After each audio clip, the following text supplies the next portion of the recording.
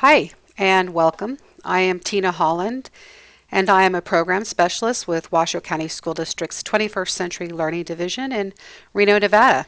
And I want to thank you for joining me on my webinar today, and that is Strategies and Tools to Increase Family Engagement.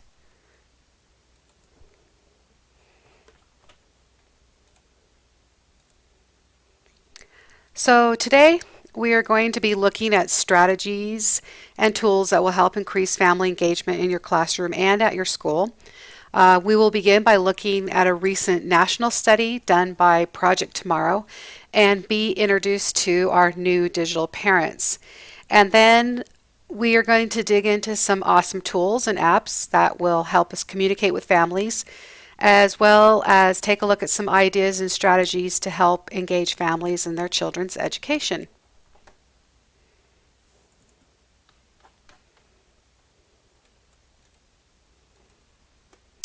And then finally, we'll look at the differences between parent involvement and parent engagement.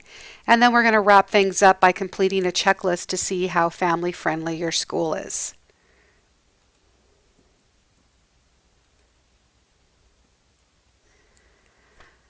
So, in a recent study completed by um, a nonprofit organization called Project Tomorrow, they did a study in 2012. It was called Speak Up Survey, and the results basically showed that the majority of parents are digital.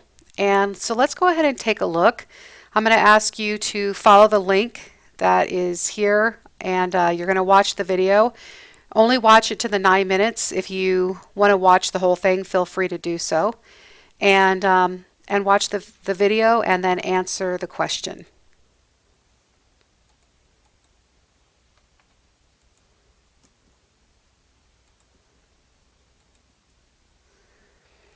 So what do you think? How does this impact how schools need to communicate with families now? And how do these results impact you as a teacher? I think that there were some pretty very significant results from the study that are pretty eye-opening. Like this one, for example, from 2008 to 2012, parents' access to a smartphone or tablet computer grew by 128%, from only 5% having access in 2008 to now 49%, almost half having access in 2012. And here, just within 3 years, the number of parents with firsthand personal experience in online learning for either their work or their job grew by 65%. And again, pretty significant numbers. And then part of this survey, they asked parents if they use social media regularly in their personal life. And this is huge. 86% of parents across all grade levels use text messaging, and 60% maintain a social networking site like a Facebook or a Pinterest or a Twitter or a Linked. So, what's the bottom line?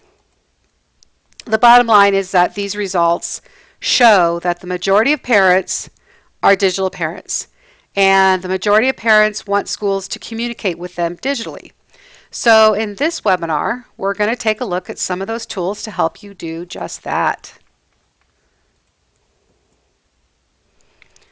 To begin with, it's important to have kind of a one-stop shop, just a place that you house everything, and that parents and families can go to this one-stop shop to connect with you. And it could be a blog, a wiki, a website. It doesn't really matter. It depends what you want to do with it, and what kind of access you want to allow on it, and it's up to you. But regardless of the platform you choose, it needs to be that one-stop shop. You don't really want parents having to hunt around the internet looking for a bunch of links in order to connect with your classroom.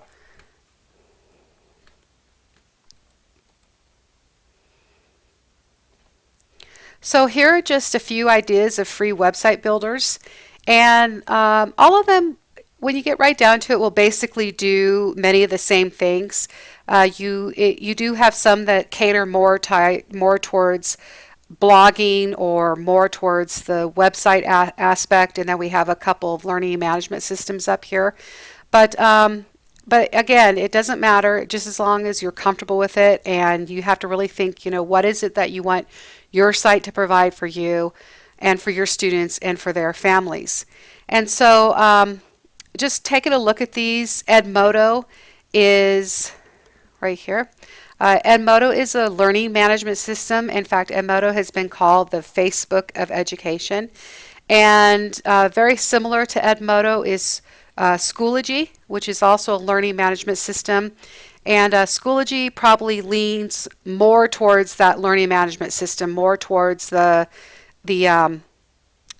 like the platform that you would have a grade book and you would create an online class in and things like that.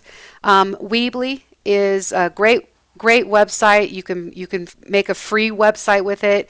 Your students could build websites, and I'm not quite sure how many free accounts that they give, but I know after that it's only like $1 account. School Rack is also a website builder.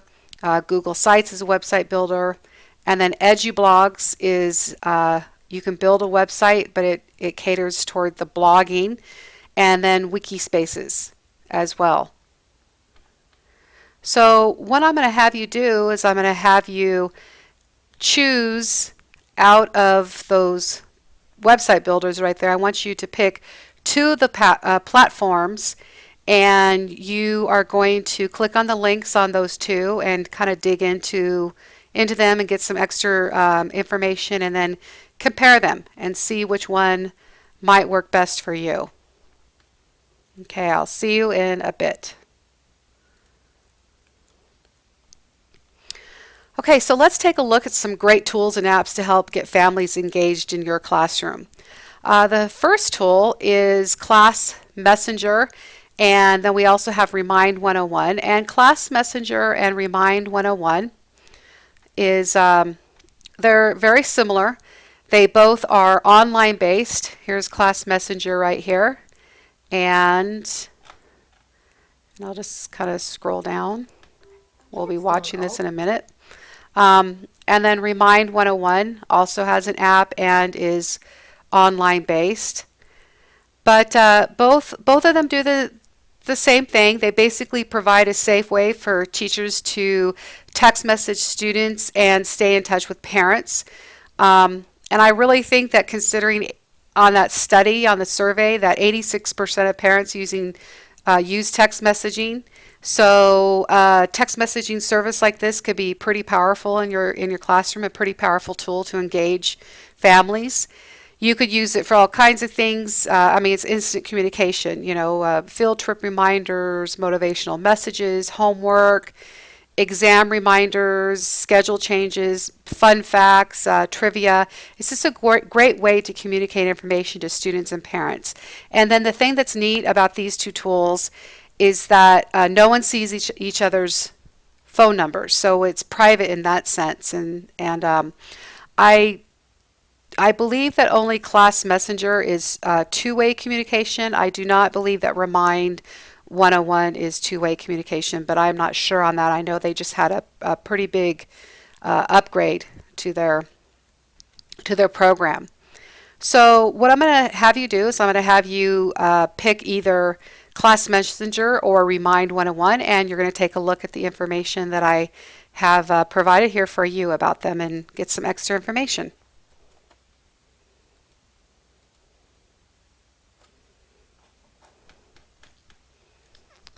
All right. Another wonderful app, and I have seen it used in classrooms, and I know quite a few teachers that are successfully using it, and they just love it. But a super cool tool, it's called Class Dojo. And Class Dojo is basically a behavior management tool, and it's a tool that instantly reinforces positive behavior in really neat ways. It will send messages to the student, and the student can earn points. And I believe Class Dojo has even little games and stuff the students can play, and they can. It's almost like gamifying classroom behavior.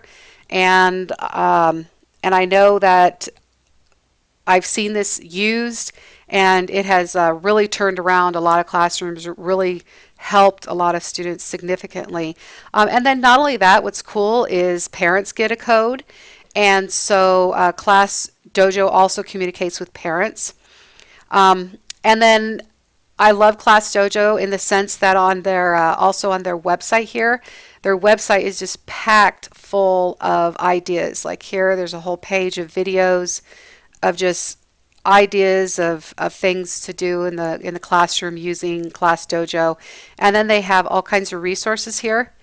Um, they have free things. They have a whole here Class Dojo letters for parents, student introduction video. They have a whole rollout of Class Dojo for you. They make it really easy. And plus, there's all kinds of YouTube videos of Class Dojo. So really super neat tool to use in the classroom and very engaging. And so we're going to go ahead and take a look at the two videos that I have there, and you're going to watch those about Class Dojo.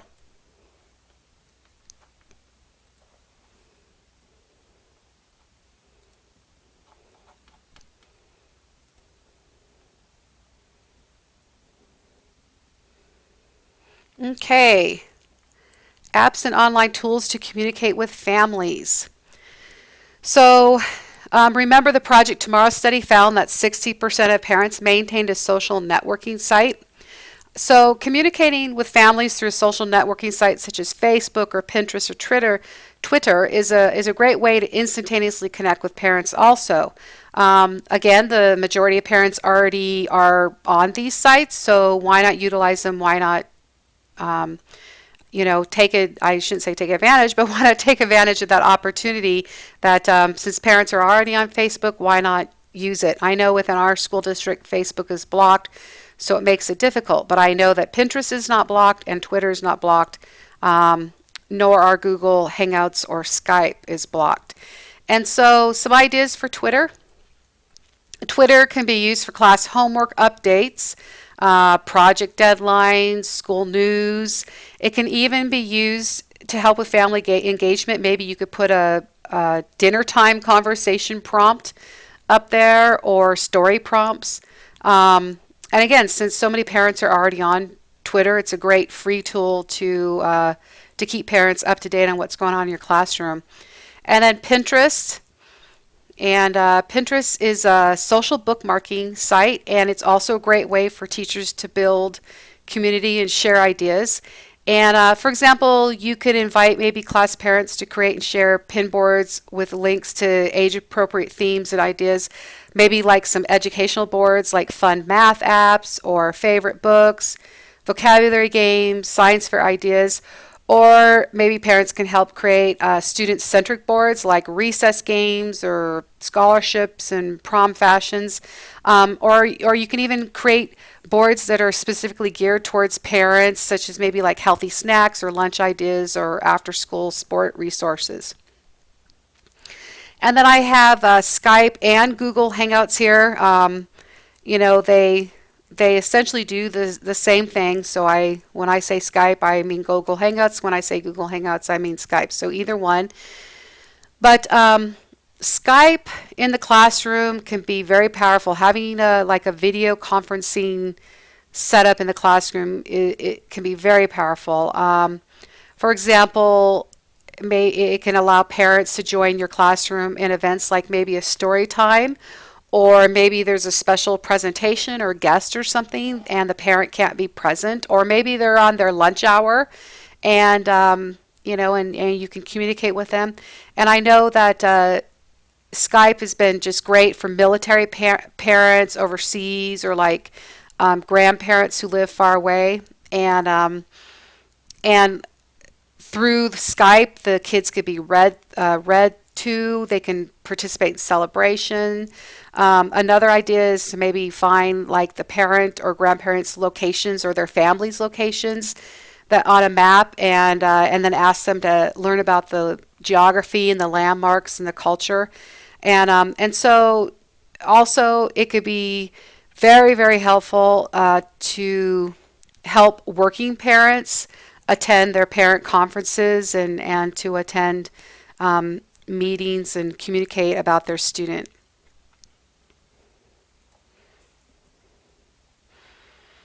Okay, so we took a look at some apps to help communicate with and engage families. What I want to do is look at some just a handful of specific strategic activities that are designed to get families engaged with the classroom. And I'm just going to show you three of them, but I think that once you see the three, you'll get the idea and you'll see that you can easily modify activities to help you get parents engaged in your classroom. All right, this website, it's called Tips Teachers Involve Parents in Schoolwork. And and it's really, really neat. It's a website that's put out by the John Hopkins University. In fact, let me go ahead and let's see here. Let me get to it. All right, and so here's the website right here, and you could see they have a lot of neat things on there. If you click over here, it says tips. They have tips research, tips interactive homework, and then what I like is they break it down right here. Right here, how do you develop and implement tips homework? And so they have kind of like a 7 steps program here so that you can basically modify and use their framework to develop homework that's interactive with parents. And so let me go ahead and take a look at this one. This one is pretty cool, and let me zoom it in. And what this is, it says, Dear Family Partner, in language arts, I am working on using information gathered from others to write explanations for this assignment. I'm comparing today's hairstyles with those of the past. I hope that you enjoy this activity with me.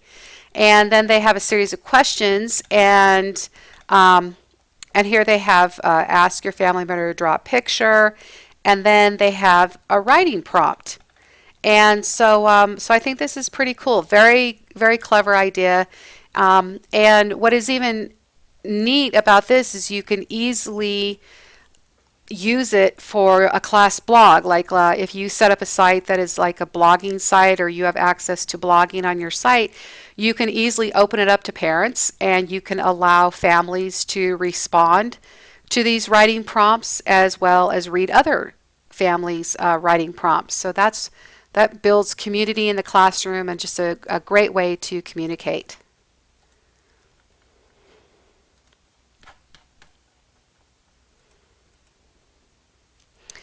Here's another idea, and this one is from Read, Write, and Think. And basically, what this one is, if we gotta get it to load.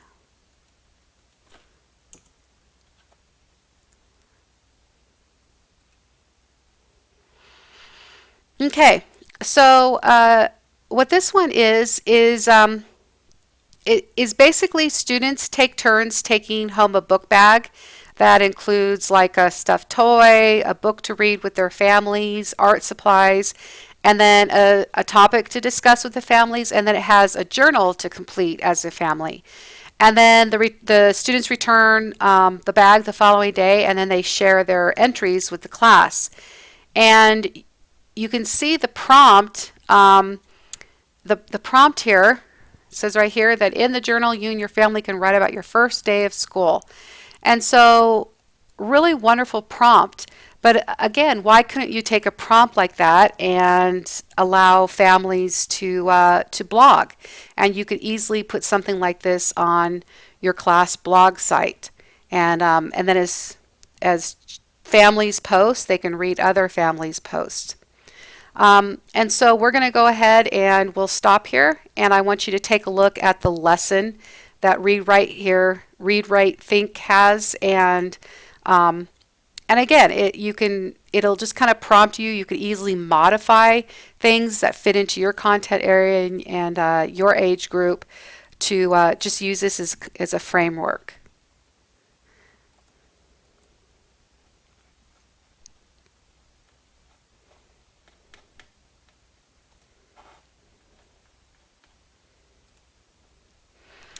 All right. This is called STEM app activity. And and and this is really neat. I got emails from them. I actually had joined this website. It was towards the end of the school year, but basically what their website did is it provided STEM activities throughout the summer for students, and I thought that that was really neat. And they were activities specifically designed to be done at home. And so let me go ahead and go to their home site here. Okay, so we'll go to all activities. All right, there we go. So we have the dates. And you can see every what, 4 days or so, they had a different STEM activity that that again was geared to be done at home. And so why couldn't we take one of these activities and maybe modify it a little bit to include the full family? And then again, you could even, it doesn't even have to be, you have science in here. You can pull in the reading, the writing, the math, and just wonderful activities that could easily be modified to engage families, and then to pull in the whole family in doing this activity. So I'm going to go ahead and have you take a look at one of the activities, and then you're going to pick one that interests you, and you're going to tell me how maybe you can modify it for your parents and your content area and your age group.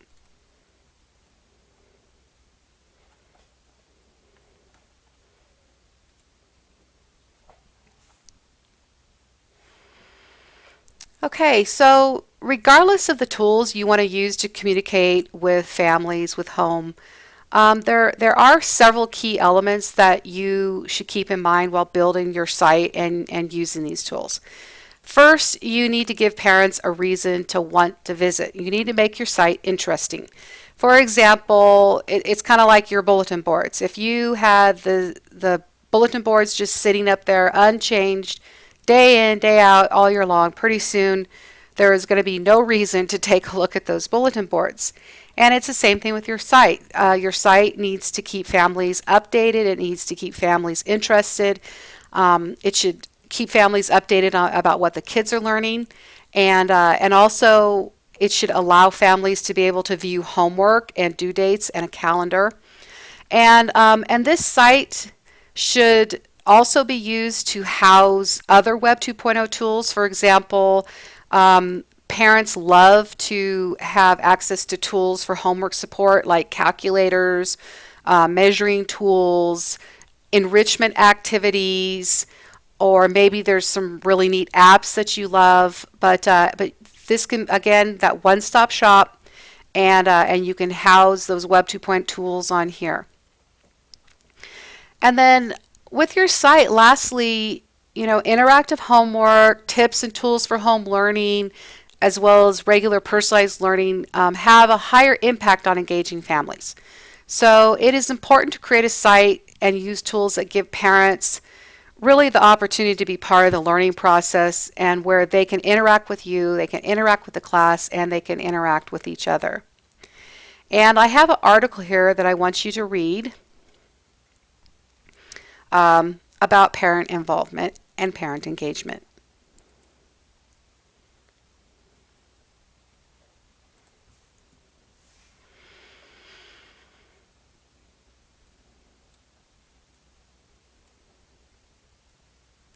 So we read our article about parent involvement versus parent engagement, and I wanted you to watch this video. I really feel that in order to encourage families to be part of the school community, I think it's really important that we as educators understand what it means to be involved versus engaged. For example, a school striving for family involvement usually leads with its mouth. It'll say identify projects, needs, goals, and then tell the parents how they can contribute, how the parents can help them help the school. On the other hand, a school that's striving for parent engagement tends to lead with its ears. And so they listen to what the parents think, what the parents dream, what the parents worry about. And the goal of family engagement is not to serve clients, but to gain partners. And so I want you to go ahead and look at this video. It's a fabulous video. She did a great job on it, on the differences between family involvement and family engagement.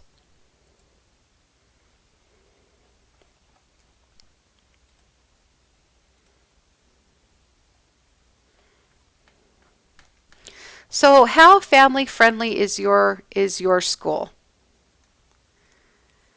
You could see that family engagement is really what we're striving for. And, don't get me wrong, I mean, any kind of involvement is beneficial, but we really want that partnership with our families, not just telling families how to help us. And so I want to close this webinar with a checklist, and that is the checklist is how family friendly is your school.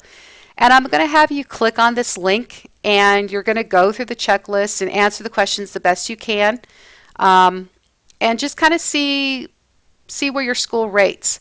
I recommend that you get a separate piece of paper or open up a Word document or a blank Word document so you can record your answers. And then see, this is really a neat checklist because it tells kind of like where areas need to be improved and where there's areas of strength. And so take a look at those areas. And I also encourage you too to go and share the results um, with other teachers in the school and maybe with your administration, and see what you can do to start making your school a family friendly school.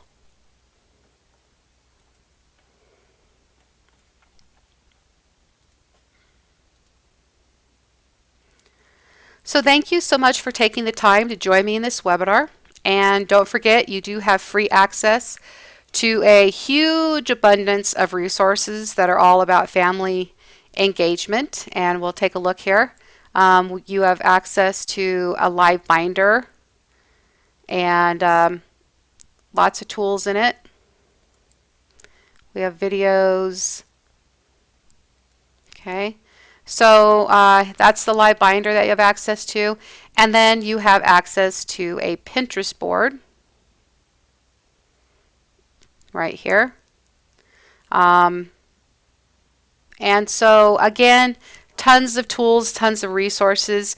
And I want to add in here, don't go on InfoWhelm. Don't freak out. Don't feel like you have to look at every single resource or every single tool. Just take it slow, and what I recommend you do is maybe try out one tool at a time and see how that goes, and then you try out another tool.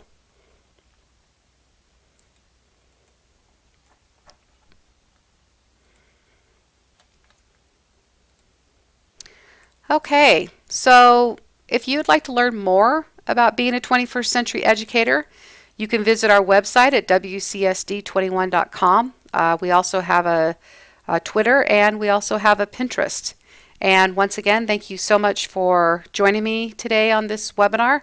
And I hope that you learned some tools and strategies on getting families engaged in your classroom.